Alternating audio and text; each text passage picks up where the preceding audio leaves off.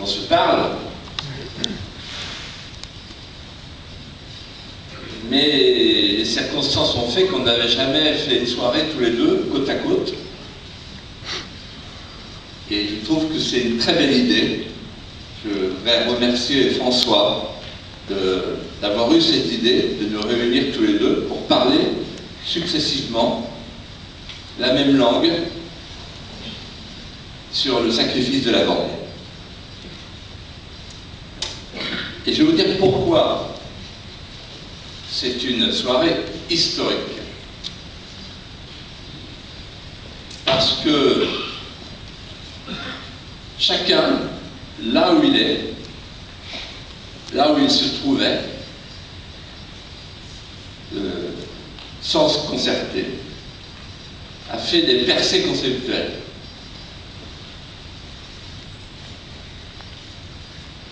La première percée conceptuelle, c'est Rénal qui l'a faite. Puis la deuxième, première percée conceptuelle, génocide, deuxième percée conceptuelle, mémoricide. Il prépare la troisième. Moi, j'ai fait 4 choses pour la Vendée. Mais je ne suis pas historien, je ne suis pas écrivain, je ne suis pas scientifique, je n'ai pas ta précision et ton génie intuitif. J'ai fait le plus du fou pour que la Vendée ne soit pas oubliée. Ensuite, j'ai fait le Vendée Globe pour qu'elle apparaisse comme la conquête du monde en imposant le logo Utrique Fidelis sur toutes les voiles qui font le tour du monde.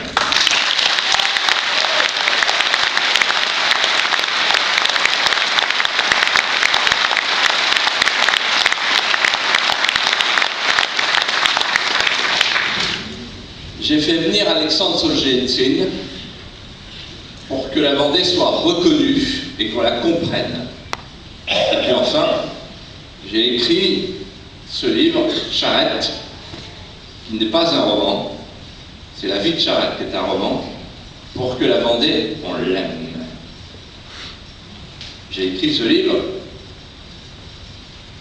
comme un scénario, c'est un scénario de film, un scénario de spectacle. Il y aura un spectacle au Puy du Fou sur Charette en 2015, le plus grand spectacle du Grand Parc du Puy du Fou. Et nous l'espérons, il y aura un jour, le plus tôt sera mieux, un film, le grand film qui reste à faire sur la Vendée. Tout à l'heure, lorsque nous dînions ensemble avant la conférence, je disais à Reynald, quand tu es arrivé, il y avait un périmètre sanitaire. Dans le périmètre, le périmètre sanitaire, c'est avec des lignes rouges. Je ne vais pas dessiner. Vous voyez ce que c'est qu'un périmètre sanitaire? Le gars qui se balade dedans, il faut qu'il ait une crécelle. Pour prévenir, parce qu'il n'est pas fréquentable. C'est une souillure. Et donc, il y avait la ligne rouge. Et alors, il y avait 2 lignes rouges. La première, c'était il est interdit de qualifier ce qui s'est passé en Vendée. Et voilà Reynald qui dit oui, ce qui s'est passé en Vendée, c'est un génocide. Et deuxième ligne rouge, il est interdit d'évoquer jusqu'au souvenir de ce qui s'est passé en Vendée.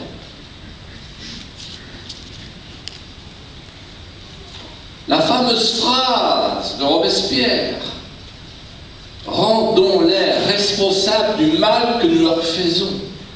Vieux truc de Lénine et de Pol Pot.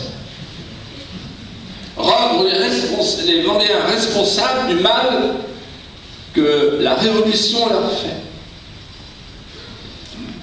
Alors le périmètre sanitaire, il a explosé. On a fait sauter les lignes. Il y a même maintenant des émissions à la télévision sur une chaîne nationale peuplée de communistes, France 3.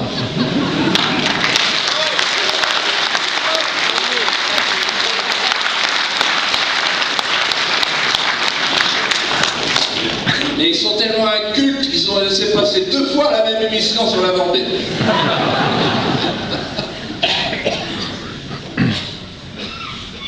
Alors j'ajoute en forme de défi et d'invitation à Reynald, qui reste la 3e ligne rouge, parce qu'au fond, pourquoi il y a un périmètre sanitaire? Pour protéger quoi? Eh bien, pour protéger la Révolution française. Aujourd'hui, la nouvelle ligne de défense des gens intelligents qui sont prêts à lâcher quelque chose pour ne pas lâcher l'essentiel, ça consiste à dire oui, c'est une gigantesque bavure, on ne peut pas la cautionner, mais ça ne met pas en cause le principe même de la Révolution française. Eh bien, moi je le dis solennellement ici ce soir, je pense que la terreur, elle est dans l'ADN de la Révolution française.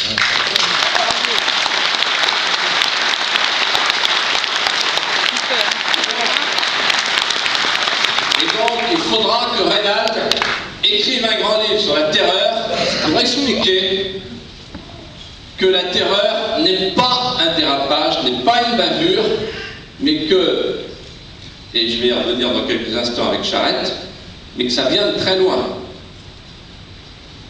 Parce que ce sont les idées qui mènent le monde. Merci Reynald d'avoir présenté mon livre comme tu l'as fait. Venant de toi, ça me touche beaucoup. J'avais peur qu'en le lisant, tu me dises non, Philippe, c'est dommage que tu aies quitté la politique, t'es pas comme historien, ça va. Alors, en fait, j'ai mis le roman de Charette parce que j'avais peur de me faire critiquer par les historiens, mais en réalité, il n'y a rien inventé. Tout est vrai. Tout est vrai. Alors, je vais vous expliquer. Ça va, on a un peu de temps? Oui. Bon. Il fait chaud, hein?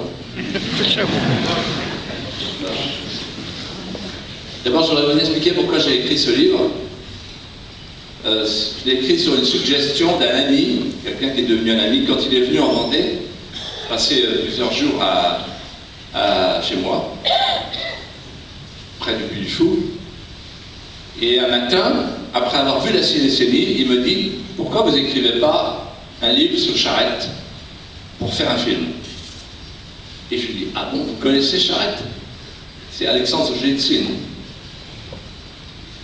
Alors Nikita Struve traduisait, et il dit « Oui, je connais Charette, j'ai lu le mémorial de Sainte-Hélène. » Ah bon? Et puis j'ai lu Charette qui traversait le lac, là, au Puy du Fou, hier soir. Mais en fait, ma mère me parlait de Charette en même temps que des paysans de Tambov qui, comme les paysans de Vendée, ont été massacrés par les soviets. Et elle me parlait de Charette, le marin. Vous devriez faire un livre sur Charette pour changer la porte d'entrée des gares de Vendée. Changer la porte d'entrée des gares de Vendée. Eh bien, à ma manière, j'ai fait un travail parallèle au tien, mais qui s'imposait, qui consiste à changer la porte d'entrée des gares de Vendée. En effet, quand on lit tous les livres, on a à peu près tout lu tous les deux, sur la gare de Vendée, c'est toujours la même histoire. Les Vendéens acceptent la porte d'entrée qui leur est indiquée, imposée par le régime en place. Quelle est cette porte d'entrée? La porte d'entrée des gares de Vendée, c'est la forêt de Gralard, enfin, en gros, disons une forêt épineuse où les jambes s'embarrassent dans les ronces, avec des hirsutes demi-sauvages, accroupis qui rampent, avec des mœurs de taupes, qui mangent des glands.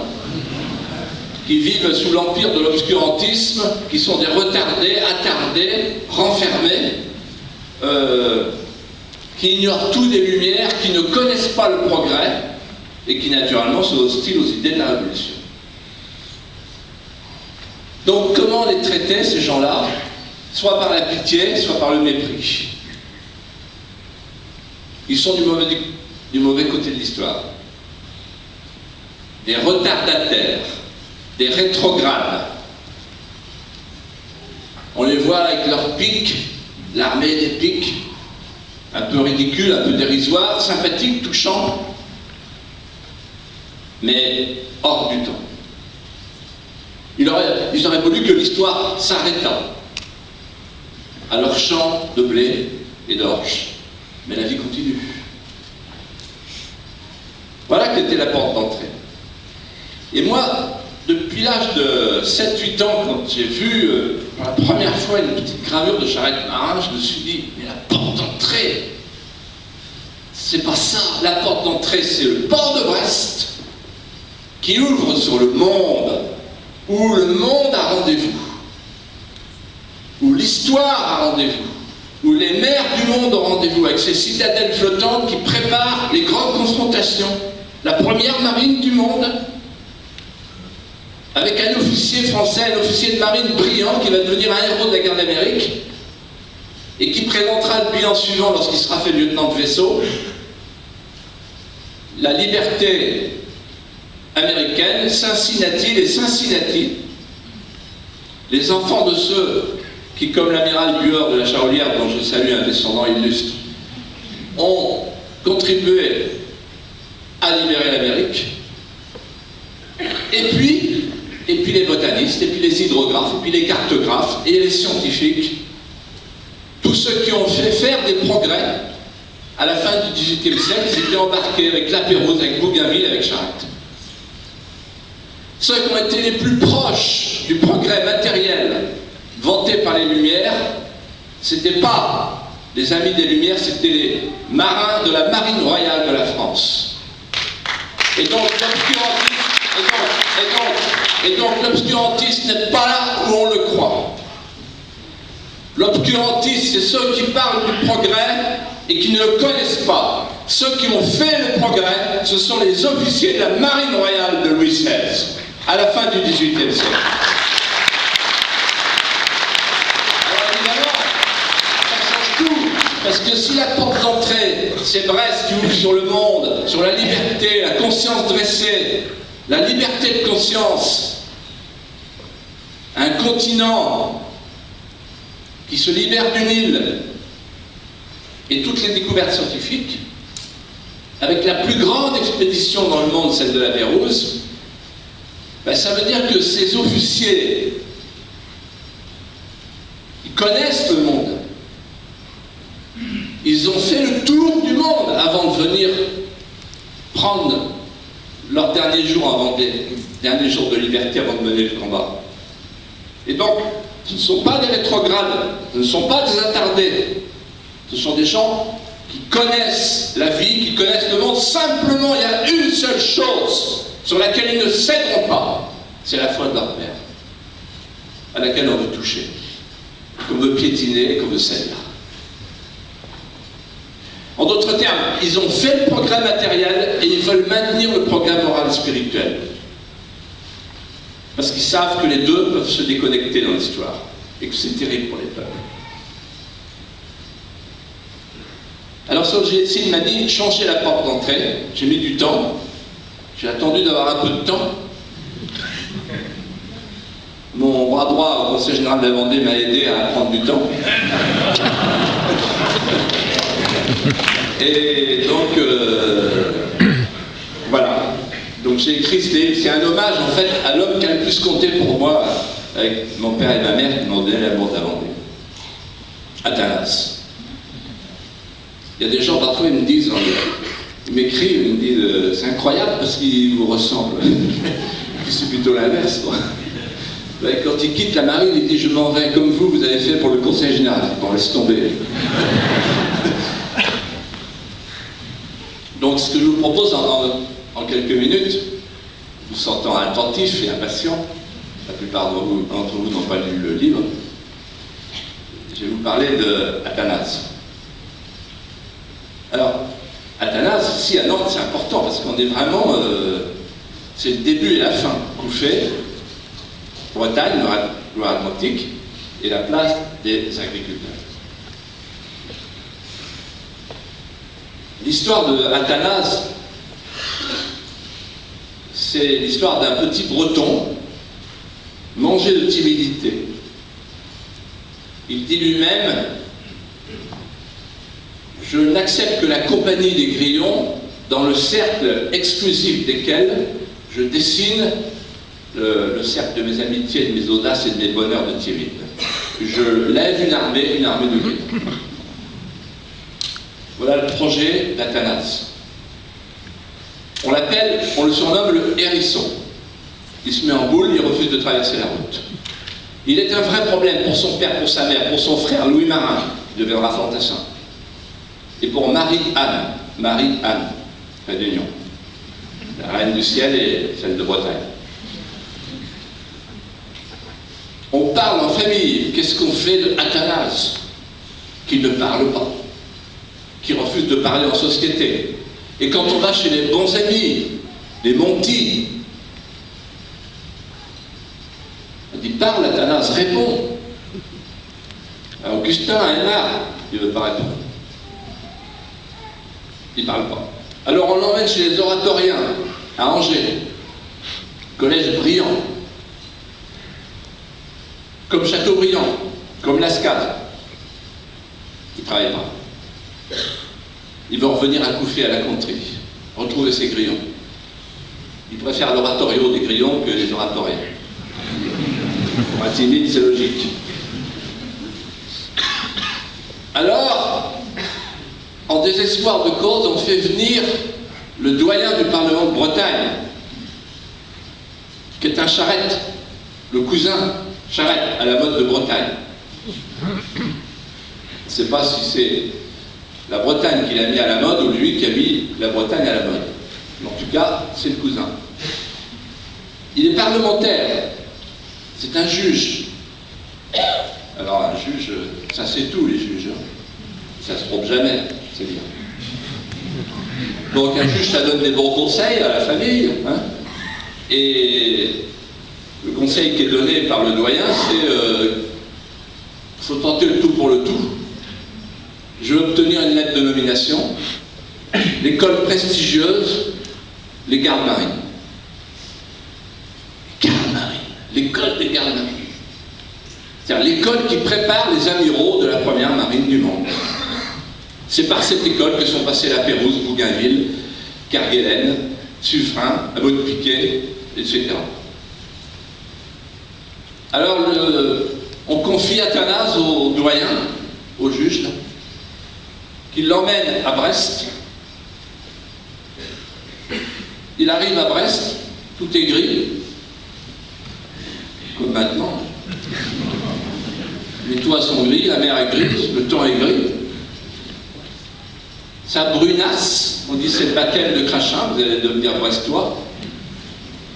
Il va au port, il voit les citadelles flottantes, la ville de Paris, le Bourgogne, la Provence, etc. Toutes les régions sont là.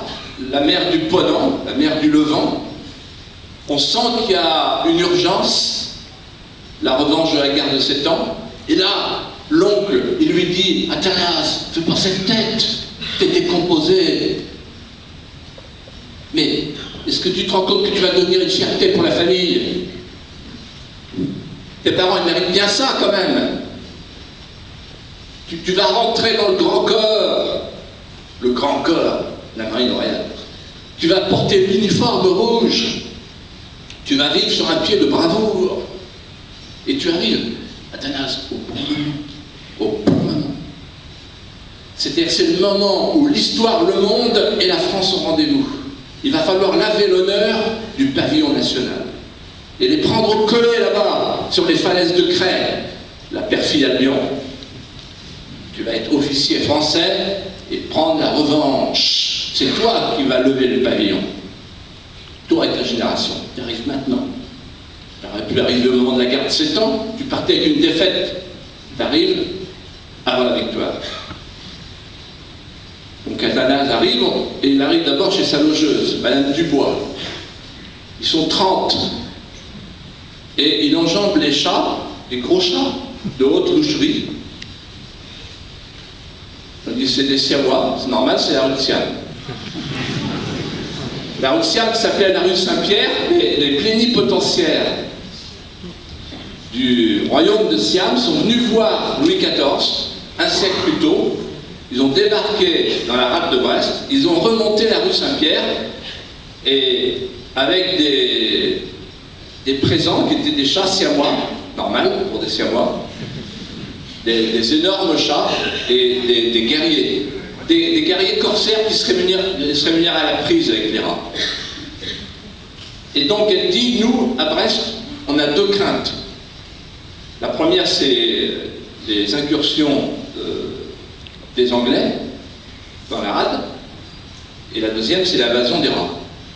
Pour les Anglais, on a la marine royale, et pour les rats, on a les chats siamois. Donc, pas de problème. Donc, il est rassuré. Et le lendemain matin, tout commence, puisque c'est la rentrée.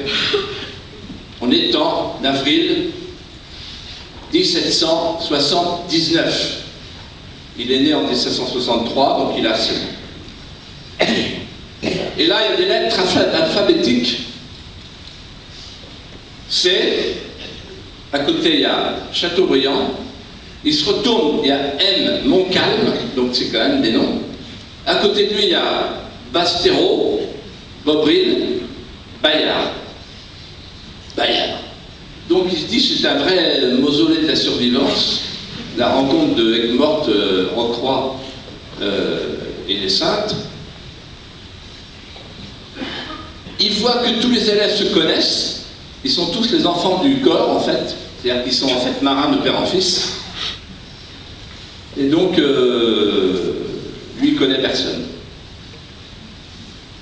Le lendemain, il va sur le port, et là commence l'enchaînement des grandes rencontres.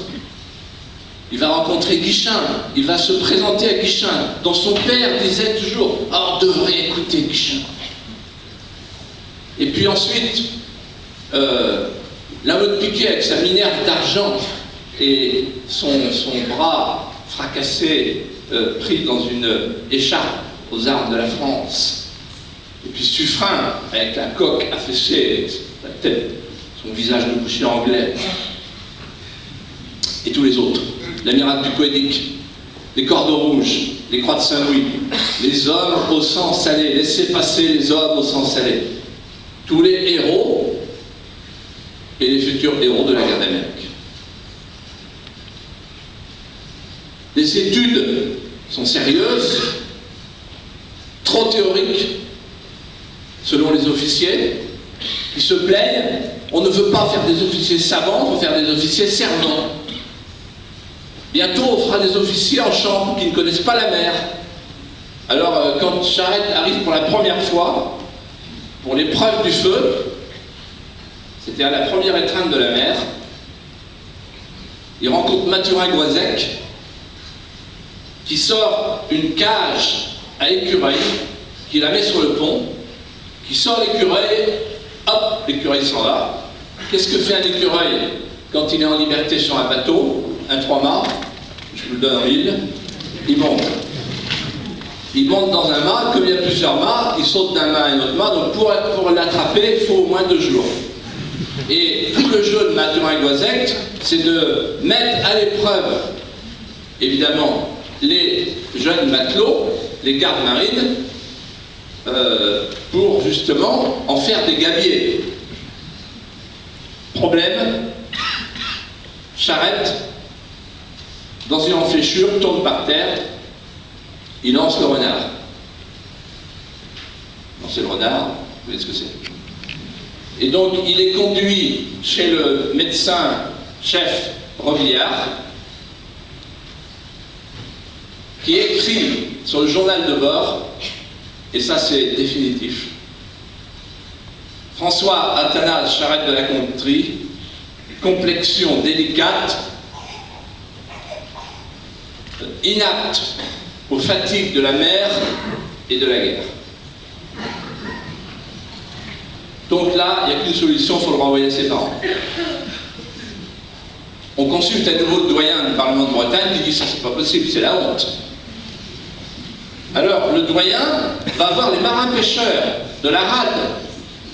On le confie à un sardinier, Athanase, un sardine comme ça, qui dit bah, je viens le prendre avec moi dans la rade, on va faire des ronds dans l'eau, on va l'habituer pour qu'il soit amariner. Parce qu'il n'est pas amariné. Et là, il y a un problème, c'est qu'il y a tous les peintres de Brest qui cherchent des sujets.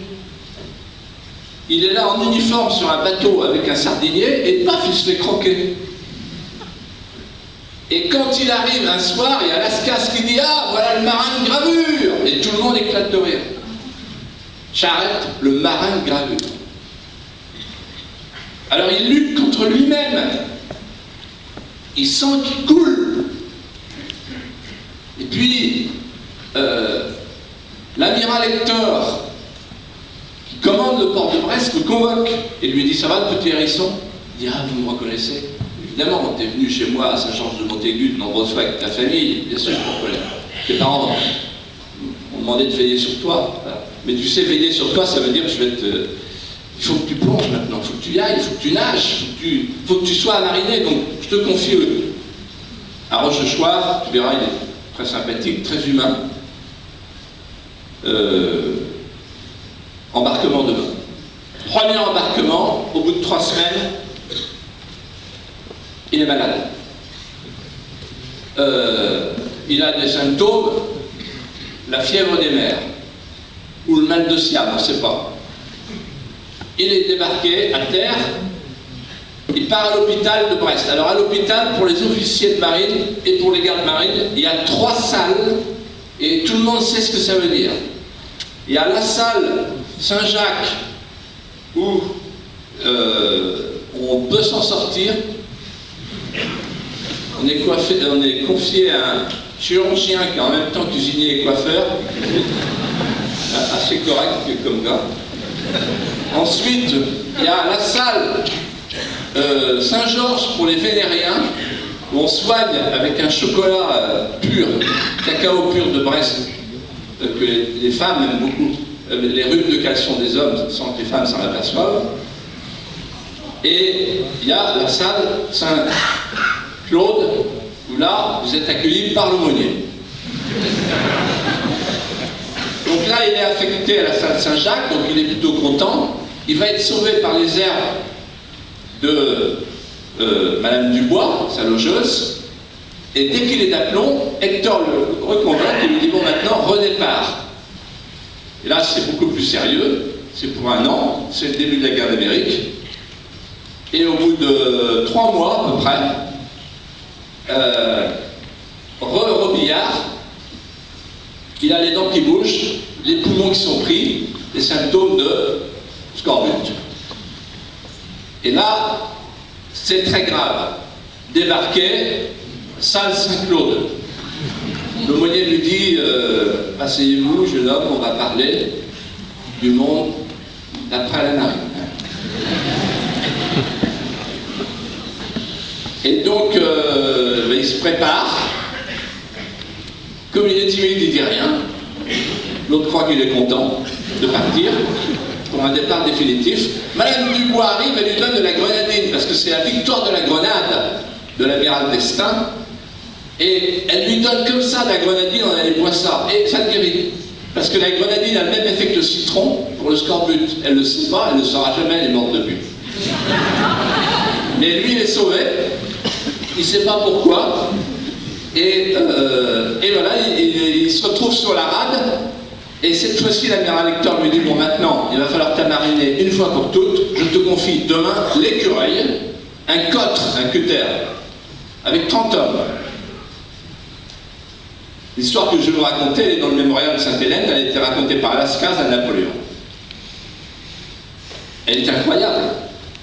Donc il est là, sur le pont, 30 matelots, qui sont des matelots redoutables, avec si vous voulez, des traits du visage enfin, les gars qui sont venus à la vie, qui ont été noyés plusieurs fois, avec des torpeurs anciennes dans le regard exorbité. Et donc, partout, un tatouage de la Belle Poule, et la Belle Poule, c'est pas la Belle Poule, c'est la Belle Poule, le bateau de Ouessant, de la victoire de Ouessant. Mais c'est des types qui sont durs dans l'obéissance, dans la discipline, pas facile. Donc lui, il est complètement paniqué. On sort de la rade, on sort du goulet, et là, c'est l'Everest parce que c'est la tempête, la nuit tombe, la panique, la foudre tombe sur le mât et vient se glisser là où il y a le cahier. Et petit à petit, on sent que le bateau est beaucoup plus stable. Et ça, pour les marins, ils savent ce que ça veut dire. Donc, le bateau est trop stable, c'est pas bon. Puis le bateau s'enfonce et il y a des rats qui sont sur le pont. Et donc, Charette comprend, il y a un trou dans le bateau, dans la coque. Les marins sont paniqués. Il n'y a plus de discipline. Il est obligé de frapper avec une garcette en goudron un marin qui restera longtemps sur le pont. Pour faire un exemple, c'est la mutinerie. Et il leur dit, écoutez, je vous entends crier maman, maman. Ben, écoutez, on va aller voir maman, la maman, Notre-Dame de Recouvrance. Si jamais on s'en sort, je fais le vœu d'aller en chemise de pénitent, pieds nus, avec vous, tous les matelots, à Notre-Dame de Recouvrance. Notre-Dame de Recouvrance, ça veut dire le retour, la recouvrance. La recouvrance, c'est toujours un coup de bol. Hein. Et, enfin, un bol organisé par la Providence, mais vu le côté humain, c'est pas simple. Quand vous êtes en mer, on va à Notre-Dame de Recouvrance, ça veut dire que c'est vraiment à la fin. Et ça ne s'arrange pas du tout, puisque la tempête s'arrête, mais il y a le brouillard qui arrive.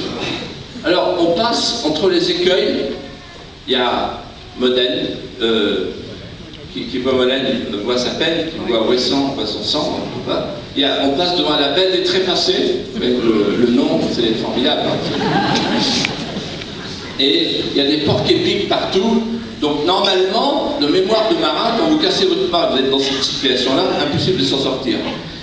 Et bien, lui il dit, bah, on ne bouge plus, le bateau descend. Là, c'est lui qui va réparer l'avarie, le trou dans la coque. Et là, les marins sont bluffés. Il se souvient d'une phrase de Mathurin Goisec, un officier de marine ne donne jamais un ordre qu'il ne soit capable d'exécuter lui-même.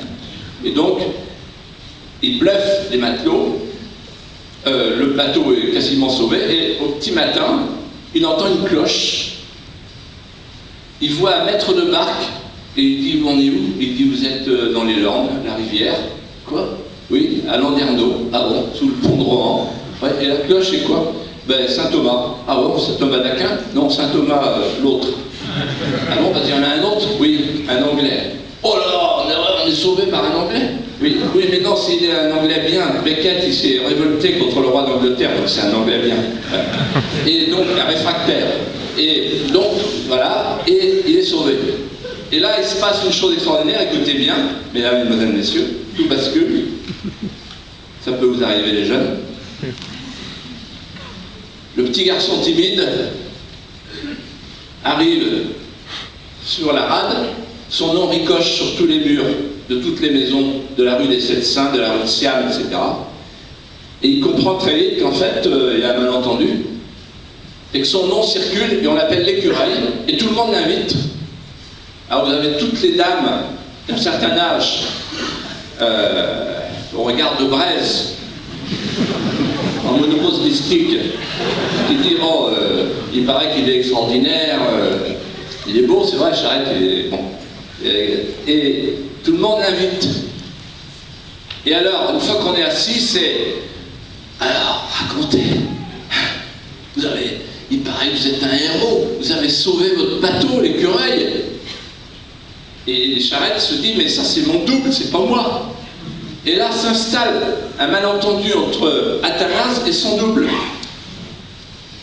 Le double n'a peur de rien, il a peur de tout. Le double virevolte entre les récifs, lui il ne sait pas manœuvrer. Le double est amariné parfaitement, lui, il a un mal de mer. Donc entre le double et Athanase, la tension monte. Parce que Athanase reproche à son double de tricher. Et le double reproche à Athanase de ne pas se hisser à sa hauteur.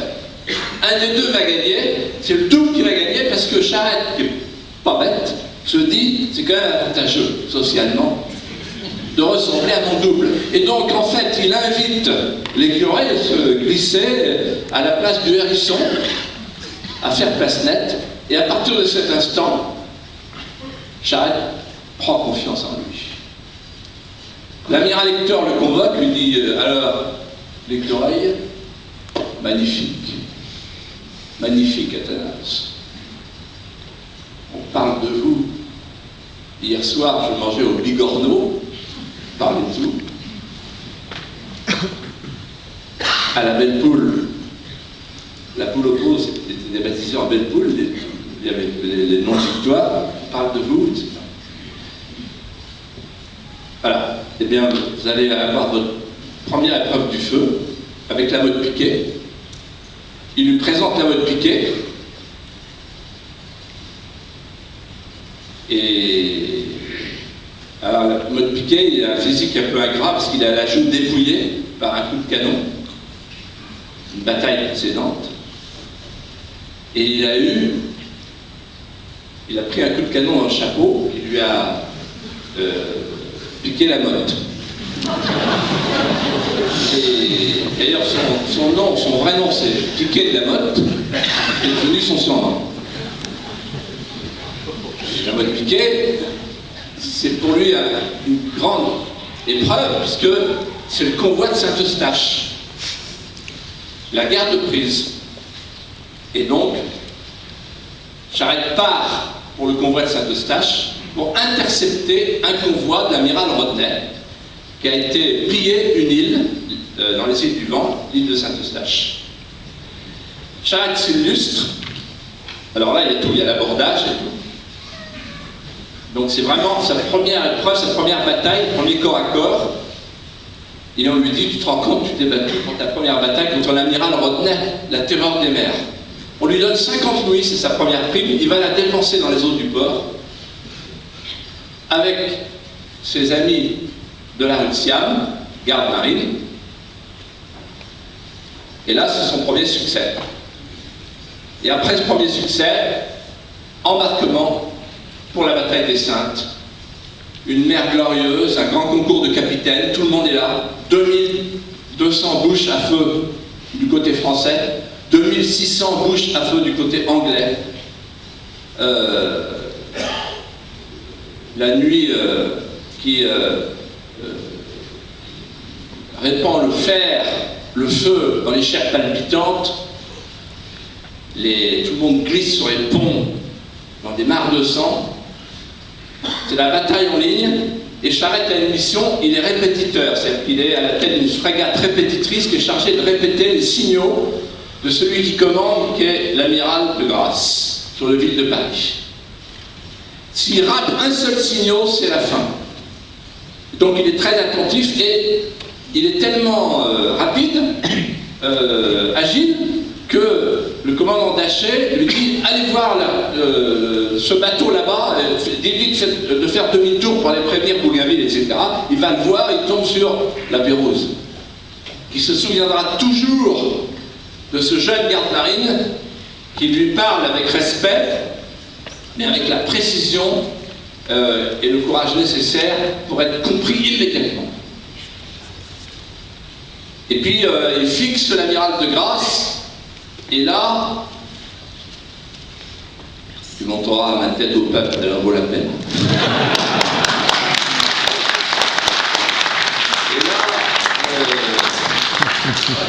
Et là, il entend l'amiral de Grasse qui dit à ses canonniers sur le ville de Paris: conforme mon argenterie, parce qu'il n'y a plus de boulets de canon.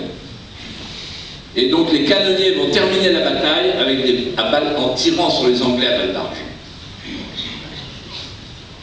Exemple extraordinaire du panache de la marine royale.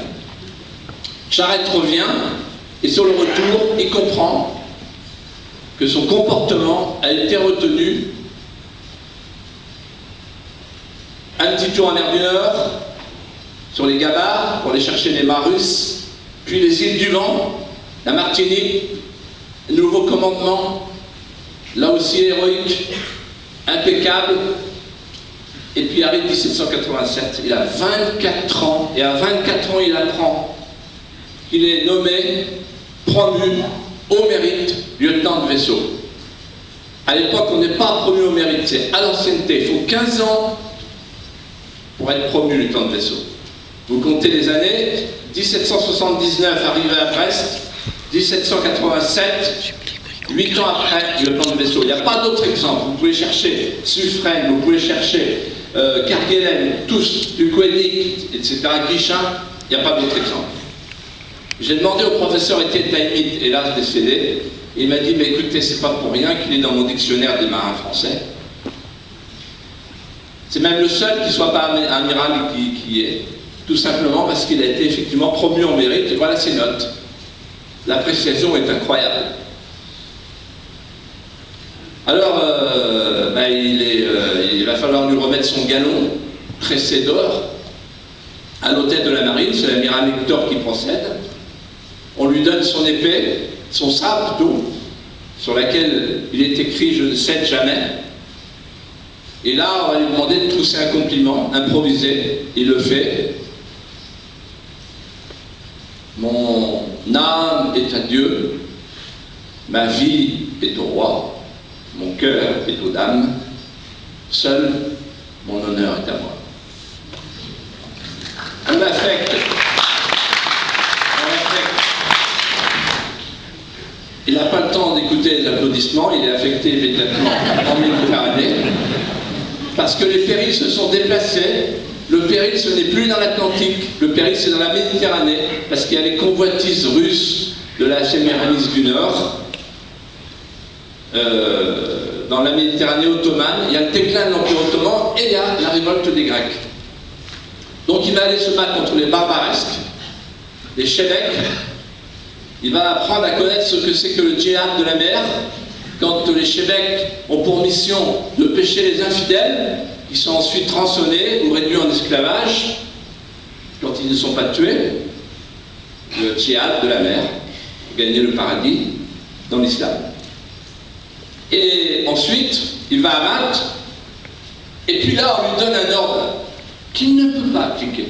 On lui dit d'aller se battre contre les Grecs, parce que la France est l'alliée de l'Empire ottoman. Alors, il voit les Grecs, les Maïnotes, il les voit descendre de la montagne, en kilt, avec leur fustanelle, 400 plis dans la jupe, 400 plis parce que c'est 400 années d'occupation ottomane.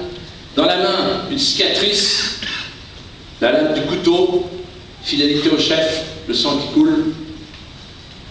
Et puis, ils ont des genoux ferrés, des pieds ferrés. La nuit, ils sont dans les grottes, et le jour, ils courent. Ils s'en prennent aux collecteurs d'impôts ottomans, turcs. Ils n'acceptent pas de ne pas avoir leur liberté. Leur chef s'appelle Athanas. Et Charette se dit, mais au fond, je suis en train d'assister à ce que j'ai vu en Virginie. La Morée, c'est la Virginie de la Méditerranée ottomane. Et donc, je me suis battu pour la liberté américaine, la liberté d'un peuple. Je ne vais pas me battre contre la liberté des Grecs, qui sont en plus des chrétiens, des orthodoxes. Et là, il désobéit avec le commandant de Ferrières sur le bateau qui s'appelle la Belette. Et puis le voilà qui part à Constantinople pour une autre mission, où il va rencontrer un ambassadeur de France, ami personnel de Dominique Souchet, M. Choiseul-Gouffier, qui vient de rentrer à l'Académie française à la place de Condorcet, et qui va lui apprendre les rudiments de la diplomatie, avec cette phrase magnifique de Souchet-des-Touches. Vous autres, avec les Lumières, vous croyez que vous avez à résoudre les problèmes. Nous qui avons l'expérience des hommes et qui savons qu'ils sont inextricables, nous pensons que notre mission, c'est de les faire durer. Charette retiendra cette phrase. Puis il s'en va, arrivé à Toulon, et là, il y a la scène que décrivait tout à l'heure Rénal. Il arrive à Toulon après la quarantaine, débarque sur le port, ça hurle, ça crie, des milices au regard infecté de haine, abat le grand corps, vive la cocarde, la liberté, vive la liberté, j'en viens, pas celle-là. Il voit des réverbères avec des cordes, plusieurs officiers de marine qui sont pendus. On lui arrache sa cocarde, on la jette dans l'eau. Ça, il ne supporte pas. La cocarde noire, qui est la cocarde de la marine royale. Et il se dit, bon, je prends mon cheval, je pars à Brest, parce qu'au moins là-bas, la terre et la mer échangent des vieux baisers bougons de tendresse antique, mais au moins, il y a la paix. Les gens sont dans l'eau. Là, ici, il y a le sang chaud qui fait couler le sang bleu. Il ne comprend pas. Il part à Brest, et là, il arrive dans le bureau de M. Hector, l'amiral Hector, qui lui dit, tu vois, il dit, prenez ça, cocarde tricolore. Il dit, quoi? Vous, amiral, vous me dites de prendre ça? Oui, mets ça à ton chapeau, sinon ils vont te tuer. Ah, vous en êtes là? Alors, il y a des officiers brillants, les grands officiers qui sont partis comme du chapeau, le marin laboureur. La moitié de la marine est partie, vous restez. J'ai appris tout à l'heure que la chapelle de la marine royale est transformée et affectée au tribunal révolutionnaire. Les bateaux sur lesquels on a navigué, vous et moi, la couronne est devenue le Saïra et le dauphin est devenu le sans-culotte. On débaptise les noms des bateaux. Quand la marine n'est plus dans la marine, je m'en vais. On a dit que Charette avait pris sa retraite. Je voudrais ici rectifier. À l'époque, il n'y avait pas de retraite, il n'y avait pas de RTT. Pour les marins de la marine royale, on restait jusqu'à 85 ans, il n'y avait pas de retraite. Donc Charette, il a démissionné. Et là, il prend son cheval et il part à Nantes. Il part à Nantes pour aller rejoindre sa sœur, sa petite sœur, Marianne. Il arrive à Nantes, une excitation pas possible, il y a tous les bourgeois négriers sur leur balcon joufflu qui disent « Vive la Révolution, en espérant que ça va continuer pour l'esclavage et le commerce, pour faire marcher le commerce. Et alors on voit des vieux qui crient « On va se rajeunir dans le rajeunissement de la France !» Il voit des comtesses citoyennes avec des carmagnoles et des bas de soie qui dansent. Il sent qu'il se passe quelque chose de très important. Il voit qu'il y a les présidents de conseils généraux qui plantent des arbres de la liberté. Donc là, il dit je comprends rien, voilà, c'est des droits de l'homme, etc. Et donc il va voir sa petite sœur, et là, il lui dit Marianne, qu'est-ce que je peux faire? Laissez passer la tempête. Et après, te marier. T'as 27 ans. Marié, je connais pas de fille. Ben, je vais te faire connaître des gens dans les soirées nantaises. Et donc, elle l'emmène dans les soirées nantaises, en grand uniforme. Et un soir, il met le cap sur une jeune goélette bien accastillée, de bon brun. Il l'invite à danser. Elle est splendide. Il tourne au vent. Et tout à coup, il sent un grappin sur l'épaule gauche. Il se retourne. Et il entend « Elle vous plaît, ma fille ?»« Oui, madame. »« Vous la trouvez comment ?»« Magnifique, madame. »« Et moi ?»« Ah ben, je n'ai pas encore eu le temps de... » Eh bien, sachez une chose, monsieur. C'est que ma fille, qui est beaucoup trop jeune pour se marier, et moi, je ne suis pas encore assez vieille pour y renoncer. Et là, il laisse la goélette et il prend la palourde.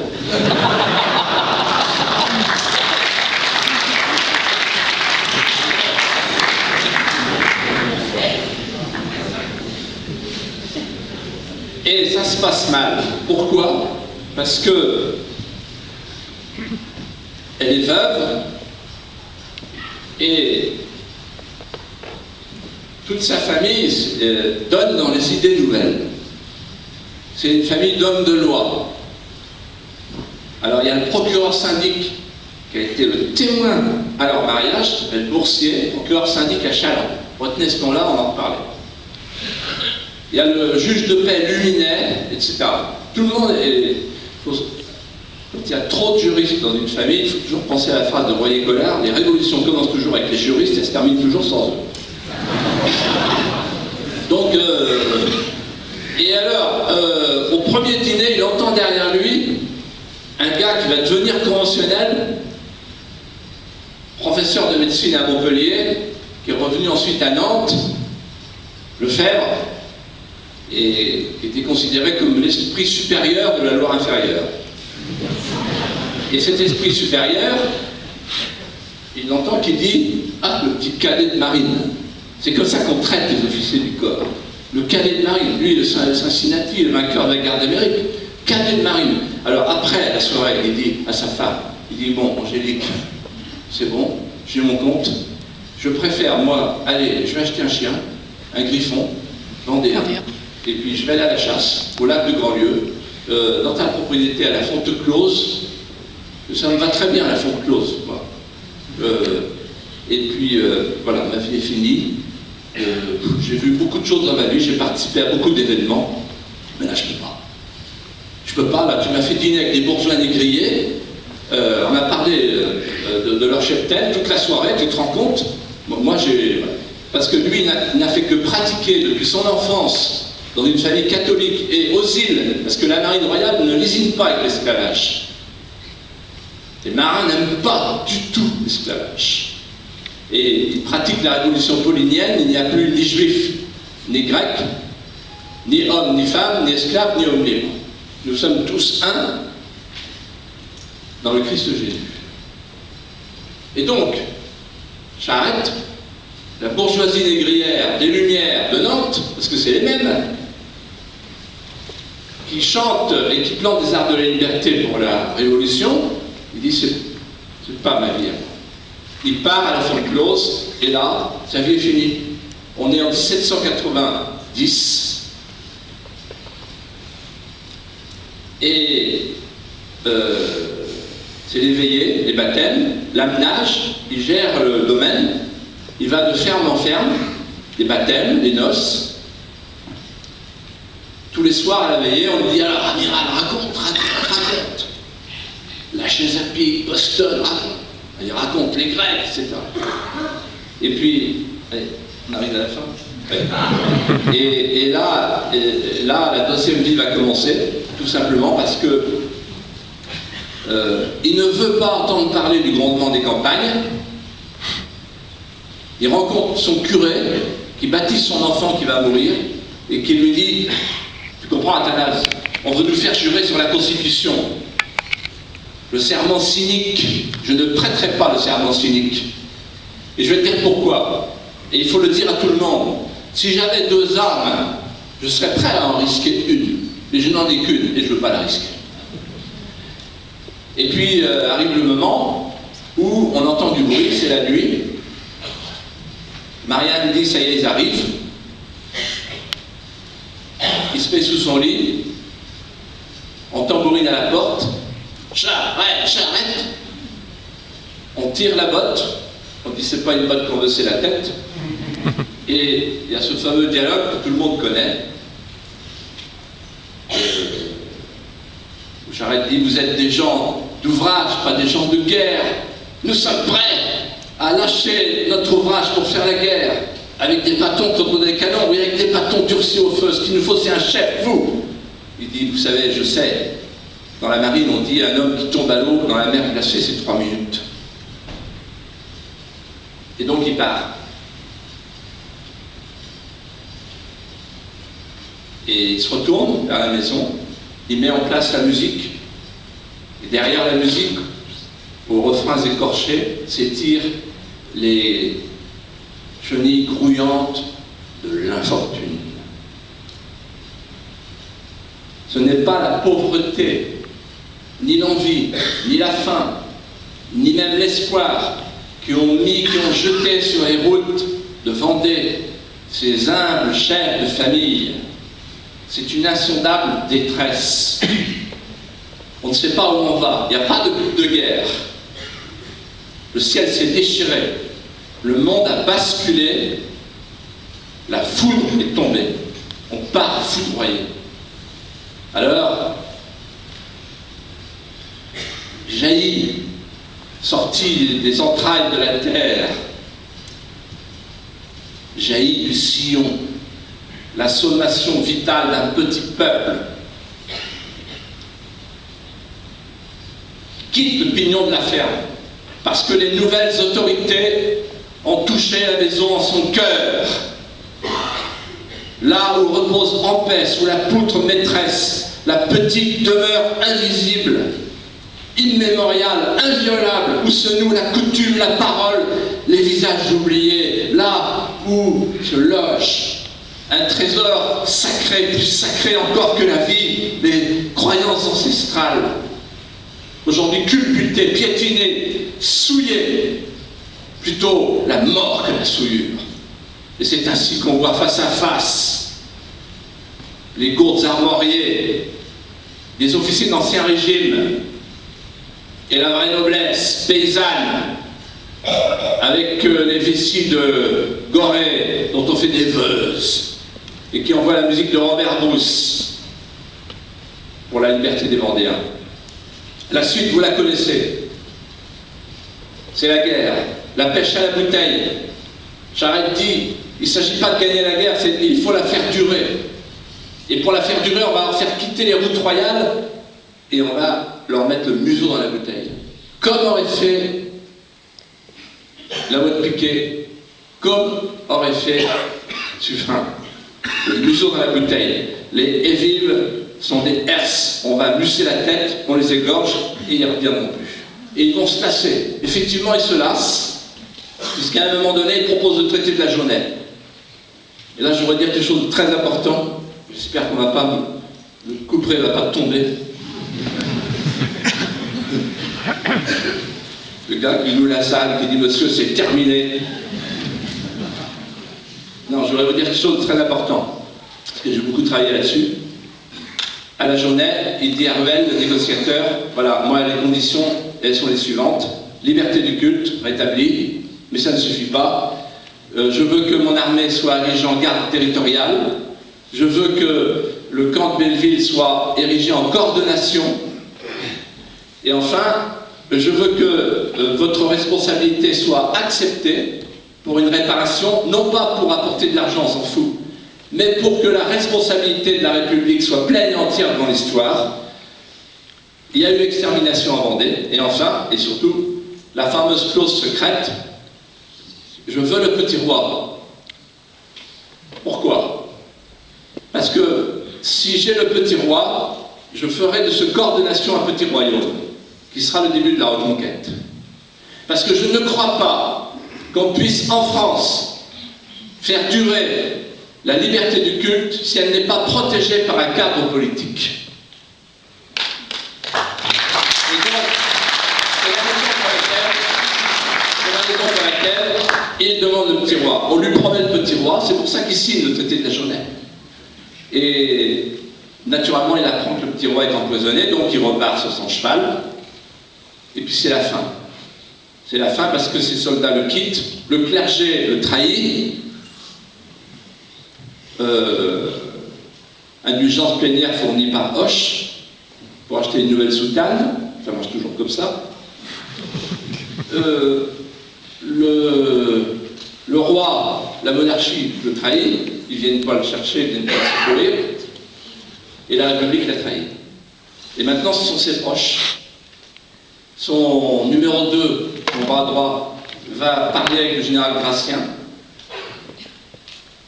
pour faire un traité sans qu'il le sache. Et puis là, c'est la dernière veillée. Charette tisonne un feu mourant. Ils sont tous sur la paroi, avec leurs falots. Il y a les falots qui balancent, qui hésitent. Je m'en vais, je reste. Et Charette qui leur dit, voilà, Hoche m'a proposé d'aller à Jersey. Alors vous avez répondu quoi? J'ai répondu que je restais ici avec, dans mon pays avec mes soldats. Mais vous ne voyez pas que vos soldats, ils vous ont déjà tous abandonnés et que ceux qui restent là, ils attendent que vous les libériez du serment de fonds de clause. Et vous, qu'est-ce que vous allez faire? Je dis, ah mais moi c'est différent. Vous, je vous libère du serment de fonds de clause. Vous pouvez partir, c'est la dernière nuit. Après, les tours va se resserrer sur nous. La dernière nuit, la dernière veillée. Pour vous, partir, c'est vivre. Pour moi, partir, c'est mourir à ce pourquoi j'ai vécu. Donc je reste. Et les uns et les autres prennent leur falot, s'en vont. Il y en a un qui dit, général, il faut partir, il faut accepter la proposition de Hoche. Parce que si vous partez, vous pourrez revenir. Si nous mourons, la cause perdira. Bossard le reprend et dit, c'est l'inverse. Elle est là, la petite luciole de la résistance, la petite luciole de l'espérance. On ne va pas tenir la chandelle au bleu. Si nous mourons, la cause vivra. Si nous vivons, la cause mourra. Et là, il y a Caillot qui dit, mais moi je propose une troisième fois de voir se rendre dans l'honneur. Et la Bénigne de Montsorbier, la belle Amazone, la grande Amazone, proche de Charette, qui lui dit, ah dans l'honneur, tu veux dire qu'il sera déshonoré? Elle prend le panache, elle dit, tu vois, il est réussi par les balles, et il est frangé par la mitraille. Tiens, il est dans l'eau, il est dans le vent, au milieu d'une forêt anonyme. C'est une plume d'oie. C'est ça que tu veux? Mais seulement dans 2 siècles, il y a peut-être un enfant qui le ramassera. Et ça sera un panache. Nous on reste. Non, pas vous. Pas vous les femmes. Les femmes, vous partez chez vous, rejoindre vos familles parce qu'ils vont nous saigner comme des sangliers. Les femmes s'en vont, ils sont plus que 30. Le matin, Charette qui réveille, debout les sangliers. Travaux arrivent, les hussards, les grenadiers, les taux se resserrent. Pfeiffer prend le chapeau de Charette pour faire un leurre, on lui tire dessus, il tombe, tout le monde crie « Charette est mort !» Charette est parti de l'autre côté, non, c'est Pfeiffer. Travaux a compris. Il prend le chapeau avec le panache, il revient, et puis Charette tombe dans une cosse de frêne, au milieu d'une déchirure d'orage. Charette ne voit plus rien, il est ensanglanté. Et c'est là qu'il y a le fameux dialogue où Travaux lui dit, en lui rendant son panache, tant d'héroïsme perdu. Non, monsieur, rien ne se perd jamais. On emmène Charette à la prison du Bouffet. Là, jugement sommaire, il faut lire le procès de Charette. Ça dure quelques minutes, c'est extraordinaire. Votre nom, prénom, profession? François Atala, Charette de la Contrie, officier de marine. Dit, vos lieutenants? Mes lieutenants, ils sont tous rendus. Où ils sont? Ben, vous devriez savoir mieux que moi, ils sont rendus à vous. Et vos alliés, pas d'alliés. Et ben, l'Angleterre quand même. Ah monsieur, vous ne connaissez pas ma vie, vous ne savez pas que je me suis battu toute ma vie contre l'Angleterre. Ah ben il n'y a pas de preuve. Ah, la guerre d'Amérique, c'est pas une preuve. Et ce panache, pourquoi vous avez ce panache qui fait de vous une cible pour vos adversaires? Une vieille tradition de la marine royale, monsieur. Un officier n'abdique jamais à l'honneur d'être une cible. Bon allez, on suspend l'interrogatoire. Trop de fanfaronnade. Il y a l'assesseur qui dit, si, mais vous savez, il y a une tradition pour un condamné à mort, s'il a une faveur. Oui, il y a une faveur, si vous avez une femme quelque chose à demander, oui, me raser. Bon, la fosse commune, c'est pas un bal. Oui, mais un officier de tradition par soigné. Alors, refus, on l'emmène sous une voûte de crachats et d'insultes. Les mêmes dames des balcons joufflus qui disaient « Ah, qu'il est beau ce Charette !» au temps de la Jaunette, disent « Ce n'est que ça, Charette !» L'humiliation, le supplice, parcours christique. Il a juste le temps de revoir sa petite sœur. qui pleure. Non, ne pleure pas, Marianne. Je veux rejoindre papa et maman. J'ai besoin de mon courage, mais j'ai aussi besoin du tien. Tu verras tout à l'heure. Tu me regarderas tomber. Mais ce que je voudrais, c'est pouvoir me confesser à un prêtre non juré. Ils ne veulent pas. Mais à la rue-gorge, on ouvrira un volet, il y aura un mouchoir blanc. J'ai trouvé un prêtre. Il te donnera l'absolution. Le convoi commence. 5000 hommes, des fois qui s'envoleraient. On passe à la rue-gorge, ils voient le volet. Parce que la prière des morts, il entend les lèvres qui bougent de sa petite sœur, misérérée. Puis le mouchoir du prêtre. Il peut partir en paix. Mon Dieu, que c'est dur de partir. On lui indique une pierre avec un cercueil en volige, la République attentive. On lui dit de se mettre à genoux sur la pierre. Font les hommes. Non. Non, mais depuis quand un condamné à mort va-t-il commander le peloton d'exécution et la manière dont il va mourir? Non. Pas question d'agenouiller. On veut l'attacher, pas question. On veut lui bander les yeux. Non. Alors il appelle Travaux, qui vient, qui hésite. Il dit entre officiers français, parce que peut-être vous pouvez m'accorder une dernière faveur.